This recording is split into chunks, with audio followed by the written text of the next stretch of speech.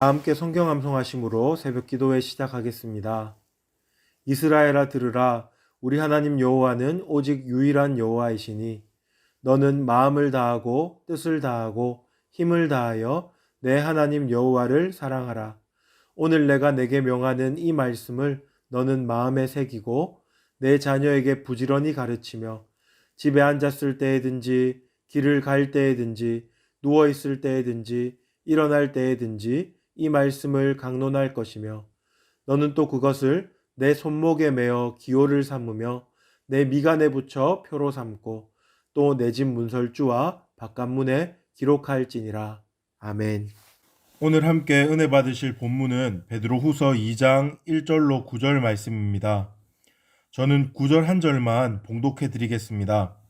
주께서 경건한 자는 시험에서 건지실 줄 아시고 불의한 자는 형벌 아래에 두어 심판 날까지 지키시며. 아멘. 오늘 본문에서 사도 베드로는 거짓 선지자들의 출현과 그들이 받을 심판에 대해서 말하고 있습니다. 여기서 그는 이 편지를 받는 수신자들의 교회에도 거짓 선지자들이 들어와 성도를 미혹할 것을 예고하면서 거짓 선지자들은 어느 시대에나 존재했고 그들의 끝은 항상 심판이었다는 것을 강조합니다. 우리는 오늘 본문을 통해서 마지막 때에 우리가 잘 분별해야 하는 거짓 가르침은 무엇이며 또 이와 관련해서 어떤 믿음과 확신 위에 굳게 서야 할지에 대해서 생각해 보겠습니다. 우리는 마지막 때를 살아가고 있으며 그 어느 때보다 교회를 혼란케 하는 거짓 선지자들이 많이 일어나고 있음을 봅니다. 그러나 오늘 본문은 이런 거짓 선지자들의 출현이 비단 마지막 때인 오늘날 뿐만 아니라 역사 가운데 항상 있었고 그들은 시대에 따라 모양만 조금씩 다를 뿐 본질적으로는 같은 맥락을 취하고 있음을 우리에게 알려주고 있습니다. 먼저 본문 1절 하반절을 보시면 거짓 선지자들의 정체를 다음과 같이 말하고 있습니다. 1절 하반절 제가 한번 읽겠습니다.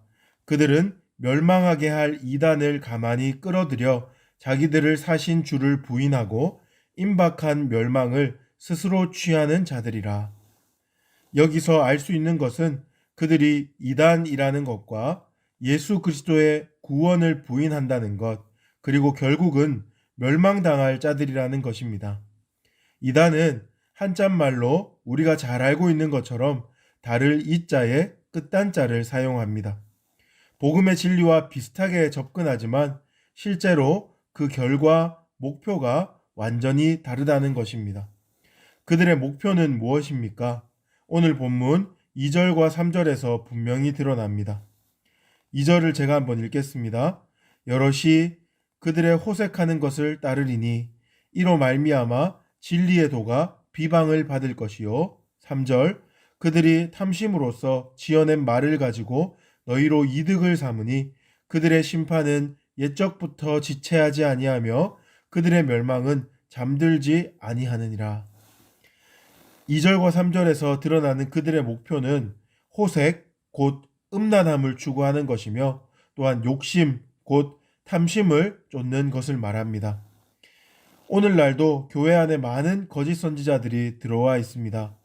그들은 자신을 광명의 천사로 가장한 사탄과 같이 겉으로는 복음을 수호하고 진리를 따르는 자와 같이 행세합니다. 하지만 그들의 목표와 결은 완전히 다릅니다.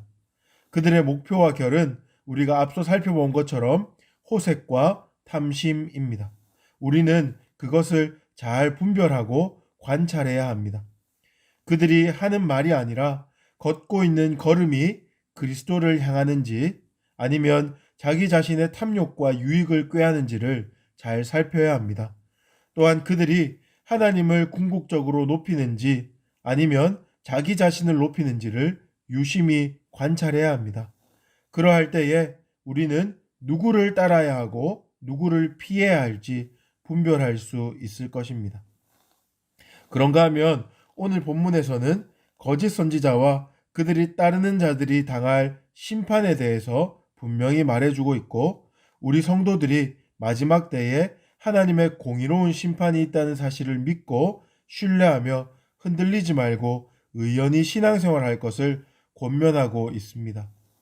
앞서 살펴본 2절과 3절에서 그들이 반드시 멸망할 것이다 라고 강조했던 사도 베드로는 4절에서 8절에는 성경에 기록된 굵직굵직한 심판 사건을 간략하게 정리하고 있습니다. 먼저 4절에서는 범죄한 천사들의 심판을, 그리고 5절에서는 노아 시대에 있었던 홍수 심판을, 6절부터 8절에서는 소돔과 고모라의 심판을 차례로 언급하고 있습니다. 베드로가 이런 심판을 언급하면서 궁극적으로 성도들에게 하고 싶은 말은 9절에 기록되어 있습니다. 9절을 한번 읽어보겠습니다. 주께서 경건한 자는 시험에서 건지실 줄 아시고 불의한 자는 형벌 아래에 두어 심판날까지 지키시며. 여기서 베드로는 악인에 대한 하나님의 심판은 태초 이래로부터 계속 있었고 앞으로도 있을 것인데, 그 심판을 통해서 하나님은 불의한 자를 형벌하시고 경건한 자를 구원하신다는 것을 분명히 말하고 있습니다. 그러면서 성도들에게 신실하신 하나님 안에서 소망을 가지고 믿음에서 떨어지거나 흔들리지 말 것을 강하게 권면하는 것입니다. 우리는 불의한 자가 승승장구하는 세상에서 살고 있습니다. 거룩과 경건, 의로움과 진실함을 추구하는 자가 부끄러움을 당하는 세상에서 살고 있습니다. 그래서 자꾸만 우리도 의로움을 포기하고 세상의 방식을 쫓고 싶은 유혹에 빠지기도 합니다. 그러나 오늘 말씀을 다시 한번 우리는 기억해야 합니다. 하나님은 신실하시고 지금도 그분은 여전히 살아계시며 역사하고 계십니다. 과거에 그랬듯이 앞으로도 하나님은 공의롭게 심판할 것이며 하나님의 말씀을 따라 의롭게 살아가는 성도들을 구원하실 것입니다. 이제 말씀을 마무리하겠습니다. 우리는 오늘 본문을 통하여 마지막에 우리가 잘 분별해야 하는 거짓 가르침과 또한 우리가 붙들고 확신해야 하는 믿음이 무엇인지에 대해서 함께 살펴보았습니다. 우리는 그 무엇보다 거짓 가르침들 잘 분별해야 하는데, 얼핏 보아서 비슷하다고 똑같은 것이 아니고 그 중심에 무엇이 있는지를 잘 파악해야 합니다. 우리가 거짓 가르침 때문에 실족할 때에 주님은 언제나 우리를 다시 바른 길로 이끌어 주실 것입니다. 하지만 우리는 늘 깨어서 최대한 실족하지 않도록 애쓰고 노력해야 합니다.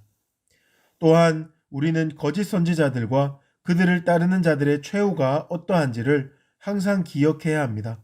주께서 경건한 자는 시험에서 건지시고 불의한 자는 형벌 아래에 두신다는 이 진리의 말씀을 붙들고 마지막 때가 가까워 올수록 더욱 타협하지 말고 하나님의 말씀을 굳건히 붙드는 우리가 되기를 주님의 이름으로 축복합니다. 이제 나눈 말씀을 중심으로 세 가지 기도 제목을 나누고 함께 기도하기를 원합니다. 먼저 마지막 때를 살아가는 성도로서 항상 진리에 깨어있게 하옵시고 진리의 영이신 성령님을 의지하여 참과 거짓을 잘 분별하고 믿음 위에 굳게 서게 하옵소서. 함께 기도합시다. 두 번째로 선교와 전도를 기도합시다. 우리 교회가 파송한 선교사님들 주님 붙들어 주시고 눈물로 씨를 뿌릴 때 기쁨으로 단을 거둘 수 있도록 도와 주옵소서. 어려운 때이지만 구령의 열정이 식지 않고 전도에 힘쓸 수 있도록 주님 우리를 도와 주옵소서. 마지막으로 코로나19 사태가 하루속히 종식될 수 있게 하여 주옵소서.